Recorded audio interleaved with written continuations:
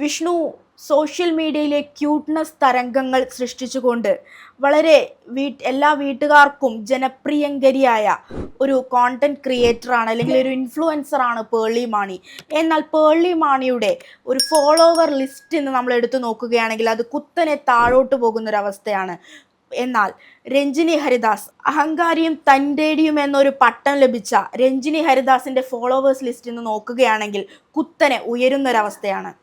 ഉറപ്പായിട്ടും. ഇപ്പോൾ നമ്മൾ പഴയ ആളുകൾ ഇപ്പോൾ ചില കാര്യങ്ങൾ നമ്മളുടെ മുഖത്ത് നോക്കി പറയുന്നവരെ നമുക്ക് ഇഷ്ടമായിരിക്കില്ല, അല്ല ചില കാര്യങ്ങളിപ്പോൾ നീ അത് ശരിയല്ല, നീ അങ്ങനെ മാറണം, അല്ലെങ്കിൽ അത് ചിലത് മുഖത്ത് നോക്കി പറയുന്ന ആളുകളെ നമുക്ക് ഇഷ്ടമായിരിക്കില്ല. അത് പക്ഷേ അവൻ പറയുന്നതിൽ കാര്യമുണ്ട്, അവൻ അങ്ങനെ ഉണ്ടാവുമായിരിക്കും അല്ലേ, അല്ലെങ്കിൽ അവൻ വ്യക്തമായൊരു നിലപാട് അവിടെ പറഞ്ഞു വയ്ക്കുന്നുണ്ട്.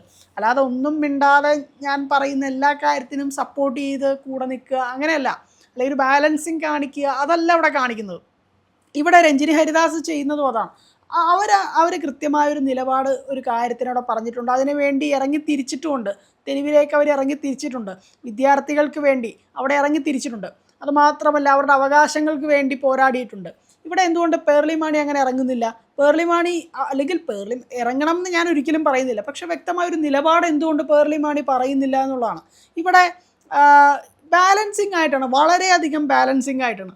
അപകടകരമാവുന്ന രാഷ്ട്രീയതാണ് ഞാൻ മനസ്സിലാക്കുന്നത്. ഇവർ സംസാരിക്കുമ്പോൾ പറയുന്നത് ജീവനിൽ ഭയമുണ്ടെങ്കിൽ വീട്ടിലിരിക്കും, അല്ലെങ്കിൽ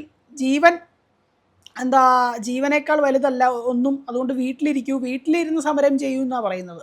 സമരങ്ങളെല്ലാം നേടിയത്, അല്ലെങ്കിൽ നമ്മൾ ഇന്ന് അനുഭവിക്കുന്ന ഓരോ കാര്യങ്ങളും, നമ്മൾ ഇടുന്ന വസ്ത്രമായാലും നമ്മളിന്ന് കഴിക്കുന്ന ഭക്ഷണമായാലും ഓരോന്നും നേടിയത് സമരങ്ങളിലൂടെയാണ്, പ്രതിഷേധങ്ങളിലൂടെ തന്നെയാണ്, അതിലൊരു സംശയവുമില്ല. ഇവിടെ ഇത്തരം പ്രവണതകൾ, ഈ പേർളി മാണിയുടെ ഇത്തരം പ്രസ്താവനകളൊക്കെ അവിടെ ഉറപ്പായിട്ടും ഒരു അരാഷ്ട്രീയതയിലേക്ക് വിരൽ ചൂണ്ടുകയാണെന്ന് തന്നെ പറയേണ്ടി വരും.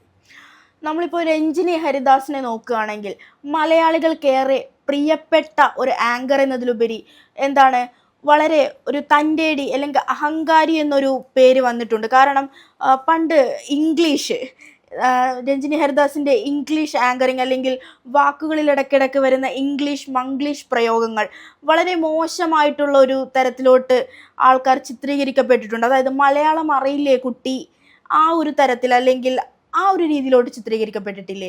ഉറപ്പായിട്ടും അത് ചിലവരൊക്കെ അങ്ങനെ തന്നെ വിചാരിച്ചിട്ടുണ്ട്. ഇതിപ്പോൾ ഇംഗ്ലീഷ് പറയുന്നവരെ, അല്ലെങ്കിൽ ഒരാൾ പൊതുവെ നമുക്ക് തന്നെ ഇംഗ്ലീഷ് പറയുന്നവരെ കാണുമ്പോൾ ഒരു ബുദ്ധിമുട്ടാണ്. നമ്മൾ പണ്ട് തൊട്ടേ നമ്മുടെ രക്തത്തിലുള്ള ഇംഗ്ലീഷ് എന്തോ ഒരു പരിഷ്കാരത്തിന്റെ ഭാഗമാണെന്ന് പലരും ഇന്നും ചിന്തിക്കുന്നുണ്ട്. ഉറപ്പായിട്ടും അങ്ങനെ വിചാരിക്കുന്ന ആളുകൾ ഒരുപാട് പേരുണ്ട്. ഇവിടെ രഞ്ജിനി ഹരിദാസ് എന്താണ്, അവർ ശരിക്കും അവർ പുറത്ത് അഹങ്കാരിയായിരിക്കും, അല്ലെങ്കിൽ പുറത്ത് തന്നിഷ്ടക്കാരിയായിരിക്കും, അഹങ്കാരിയായിരിക്കും, താന്തോന്നിയായിരിക്കും. പക്ഷേ അവരവരുടെ നിലപാട് പറഞ്ഞിട്ടുണ്ട്, അവരവിടെ തെരുവിലിറങ്ങിയിട്ടുണ്ട്, അവരവിടെ ചെയ്യേണ്ടിയിരുന്ന എല്ലാ കാര്യങ്ങളും അവർ ചെയ്തിട്ടുണ്ട്. അല്ലാതെ അവരവിടെ നിഷ്പക്ഷത പാലിച്ചിട്ടില്ല, അല്ലാതെ അവിടെ മൗനം ആചരിച്ചിട്ടില്ല, അങ്ങനെ ഒരു കാര്യവും അവരവിടെ ചെയ്തിട്ടില്ല. അവരവിടെ തെരുവിലിറങ്ങി പ്രതിഷേധിച്ച്, അതും ജന്തർ മന്ദറിൽ ചെന്ന് പ്രതിഷേധിച്ചു എന്നുള്ളതാണ് അതിലേറ്റവും വലിയൊരു കാര്യം. അപ്പോൾ തൻ്റെ സ്ഥാപനത്തിന് വേണ്ടി, തൻ്റെ ആ ഒരു സോഷ്യൽ മീഡിയ പേജിന്, അല്ലെങ്കിൽ ആ ഒരു യൂട്യൂബ് ചാനലിൻ്റെ പ്രൗഢി നിലനിർത്താൻ വേണ്ടി, അല്ലെങ്കിൽ അതിൻ്റെ ഒരു ഫോളോവർ പോലും, അല്ലെങ്കിൽ ആരെയും വെറുപ്പിക്കാതെ വളരെയധികം നിഷ്പക്ഷമായ നിലപാടെടുക്കുന്നത് ഒരു സ്ഥാപനം അല്ലെങ്കിൽ ആ വ്യക്തി ഉദ്ദേശിക്കുന്നത് കൃത്യമായ അരാഷ്ട്രീയത പറഞ്ഞു വയ്ക്കുക എന്നതാണ്, അല്ലേ? അരാഷ്ട്രീയത ഇവിടെ അങ്ങനെ പറഞ്ഞു വയ്ക്കുമ്പോൾ, വളരെ ബാലൻസിങ് ആയ ഒരു കാര്യം പറഞ്ഞു വയ്ക്കുമ്പോൾ അവിടെ അവരെന്താണ് ഉദ്ദേശിക്കുന്നത്? ഇപ്പോൾ നമ്മളിവിടെ തന്നെ പറഞ്ഞു വച്ചിട്ടുള്ളൊരു കാര്യമാണ്, നമ്മളൊരു വ്യവസ്ഥിതിക്കെതിരെ സംസാരിക്കാതിരിക്കുമ്പോൾ, അല്ലെങ്കിൽ ഈ ഒരു കാര്യത്തിൽ ആ ഒരു ചൂഷണം ചെയ്യുമ്പോൾ, ആ ഒരു കാര്യത്തിൽ എൻ്റെ നിലപാടെന്ന് പറയുന്നത് നിഷ്പക്ഷതയാണെന്നുള്ളതാണ്. നിഷ്പക്ഷതയാണ് നിങ്ങളുടെ നിലപാടെങ്കിൽ അതിനർത്ഥം നിങ്ങൾ ആ സിസ്റ്റത്തെ സപ്പോർട്ട് ചെയ്യുന്നു എന്നത് തന്നെയാണ്, അതിലൊരു സംശയവുമില്ല.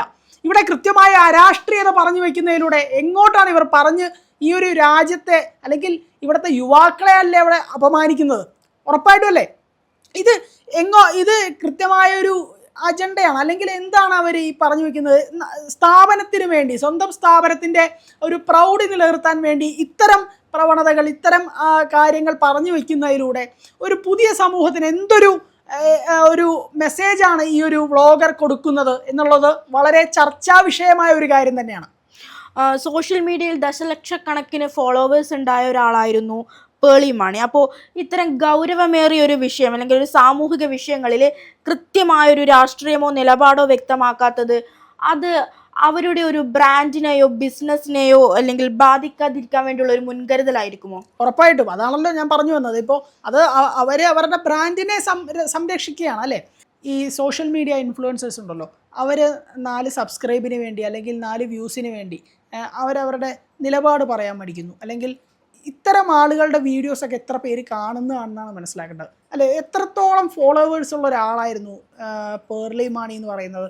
അപ്പോൾ അവർ പറഞ്ഞു വയ്ക്കുന്ന ഒരു നിലപാട് അത്രയും ജനങ്ങളെ അവിടെ വളരെയധികം സ്വാധീനിക്കുന്ന ഒരു കാര്യമല്ലേ അല്ലേ. ഇവർ പറയുന്നത് കേട്ട് എത്രത്തോളം ആളുകൾ ചിന്തിക്കാനിടയായിട്ടുണ്ട്. ഇവിടെയൊക്കെ നമ്മൾ വലിയൊരു വിഷയമാണ് പറഞ്ഞു വയ്ക്കുന്നത്. രാജ്യത്ത് ഇത് എന്തിനാ ഇവർ അടികൊള്ളുന്നത്? ഈ വിദ്യാർത്ഥികൾ അടികൊള്ളുന്നത് നിസ്സാരമായൊരു കാര്യത്തിന് വേണ്ടിയല്ല. അവിടെ എന്താ അവരുടെ അവകാശങ്ങൾക്ക് വേണ്ടി അവർ പോരാടിയതിനാണ് അവർ അടികൊള്ളുന്നത്. അപ്പോൾ അത്തരം രാജ്യം മൊത്തം ആ ഒരു സമരത്തെ സപ്പോർട്ട് ചെയ്യുമ്പോൾ, പല ഭാഗങ്ങളിൽ നിന്നും അതിനെ സപ്പോർട്ട് വരുമ്പോൾ, ആ ഒരു സമരത്തിന് സപ്പോർട്ട് ചെയ്യുമ്പോൾ ഇവിടെ നിഷ്പക്ഷത പാലിക്കുക ആണ് ഇവിടെ പേർലി മാണി ചെയ്യുന്നത്. അതൊരിക്കലും നമുക്ക് അങ്ങനെ സപ്പോർട്ട് ചെയ്യാൻ പറ്റാത്തൊരു കാര്യമാണ്. കൂടാതെ കാണികൾക്കൊരു മനോഭാവമുണ്ട്. അതായത് പേർലി മാണി എന്ന് പറയുമ്പോൾ കാണികളുടെ മനസ്സിലൊരു അല്ലെങ്കിൽ ഒരു സ്വഭാവം ഉണ്ട്. അതായത് വീട്ടുകാരെ സ്നേഹിക്കുന്ന, കുട്ടികളും കുടുംബങ്ങളൊക്കെ ആയി ജീവിക്കുന്ന ഒരു പെൺകുട്ടി അല്ലെങ്കിൽ ഒരു ഫാമിലി പേഴ്സൺ എന്ന് പറയുന്നത്. മറിച്ച് രഞ്ജിനി ഹരിദാസ് ആണെങ്കിൽ സ്വന്തം ഇഷ്ടത്തിന് കല്യാണമോ ഒന്നും കഴിക്കാണ്ട് സ്വന്തം താല്പര്യങ്ങൾക്കനുസരിച്ച്. അപ്പോൾ ഈ ഒരു നാട്ടുനടപ്പനുസരിച്ച് നമ്മൾ എപ്പോഴും മുൻഗണന കൊടുക്കുന്നത് ഒരു ഫാമിലി പേഴ്സൺ എന്ന രീതിയിലാണ്.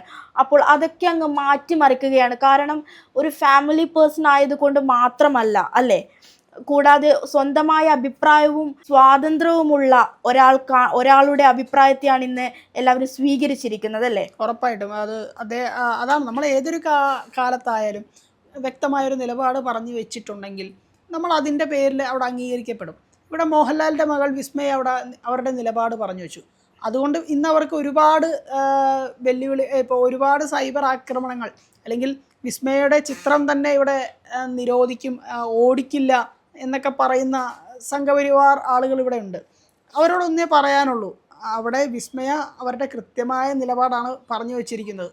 ഇവിടെ സംഘപരിവാർ അവിടെ ഓടിക്കില്ല എന്ന് പറഞ്ഞതുകൊണ്ട് തന്നെ ഞാൻ പറയുന്നു, ആ പടം സക്സസ് ആയിരിക്കും, അതിലൊരു സംശയം ഉണ്ടാകാൻ പോകുന്നില്ല. എന്തൊക്കെ പറഞ്ഞാലും പേർലി മാണിയുടെ ഈ അഭിപ്രായം വളരെ വലിയ രീതിയിലായിരുന്നു അത് അവർക്ക് തിരിച്ചടിയേറ്റത്. ആ വ്യക്തിയുടെ ഫോളോവേഴ്സിൻ്റെ എണ്ണത്തിലായാലും സബ്സ്ക്രൈബേഴ്സിൻ്റെ എണ്ണത്തിലായാലും വലിയൊരു കുത്തനെ ഒരു കുറവ് രേഖപ്പെടുത്തി. കൂടാതെ രഞ്ജിനി ഹരിദാസിന് ആരാധകരുടെ ഒരു കൂട്ടം തന്നെ കൂടുകയായിരുന്നു ചെയ്തത്. ഞാൻ മനസ്സിലാക്കുന്ന ഈ ഒരു കാര്യത്തിൽ നിന്ന്, ഇപ്പോൾ ഈ 2 പേരുടെ നിലപാടെന്ന് പറയുന്നത്, ഈ 2 പേരുടെ നിലപാടിൽ നിന്ന് നമുക്ക് മനസ്സിലാവുന്നൊരു കാര്യം, ഇവിടെ ഒരാളുടെ പുറമേ കാട്ടിയുള്ള സ്വഭാവം അല്ലെങ്കിൽ അവരുടെ പലരുടെയും ഒരു പുറമേയുള്ള ഒരു ചട്ടക്കൂടാണ് അവിടെ തകർക്കപ്പെട്ടത്. ചിലരുടെയൊക്കെ ചട്ടക്കൂടങ്ങ് തകർക്കപ്പെടുകയായിരുന്നു.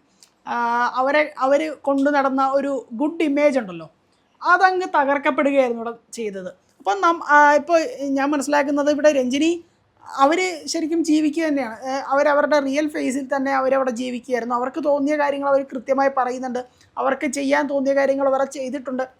അല്ലാതെ സമൂഹം എന്ത് വിചാരിക്കുമെന്നോ, അല്ലെങ്കിൽ നാട്ടുകാരെന്ത് വിചാരിക്കുമെന്നോ, എന്നെ ഇവർ ട്രോളാൻ വരുമെന്നോ, അല്ലെങ്കിൽ എന്നെ BJP-ക്കാർ അടിക്കാൻ വരുമെന്നോ, CPM-കാർ അടിക്കാൻ വരുമെന്നോ, അല്ലെങ്കിൽ കോൺഗ്രസ്സുകാരടിക്കാൻ വരുമെന്നോ, അല്ലെങ്കിൽ ഇവിടെ നിന്നൊക്കെ ഉള്ളൊരു സൈബർ അറ്റാക്ക് എനിക്ക് വരുമോ എന്നുള്ളൊരു പേടി അവർക്കില്ല. അവരെന്താണ് ചെയ്തത്? അവർ കൃത്യമായ നിലപാട് അവരെ പറഞ്ഞു. ഇപ്പോൾ ഈയിടെയൊക്കെ നമ്മൾ കേട്ടു, ഇപ്പോൾ ഇവർക്കെതിരെ NIA ED വരാൻ പോകുന്നു എന്നൊക്കെ നമ്മളിങ്ങനെ കേൾക്കുന്നുണ്ട് ഈ രഞ്ജിനി ഹരിദാസിനെതിരെ. എന്തുകൊണ്ടാണ്? നിലപാട് പറഞ്ഞുകൊണ്ടാണ്. അപ്പം നിലപാട് പറയുന്നവനെ അടിച്ചമർത്തുന്ന ഒരു രാഷ്ട്രീയമാണ് ഇവിടെ. അത് മാറണം, അത് മാറിയേ തീരൂ, മാറും.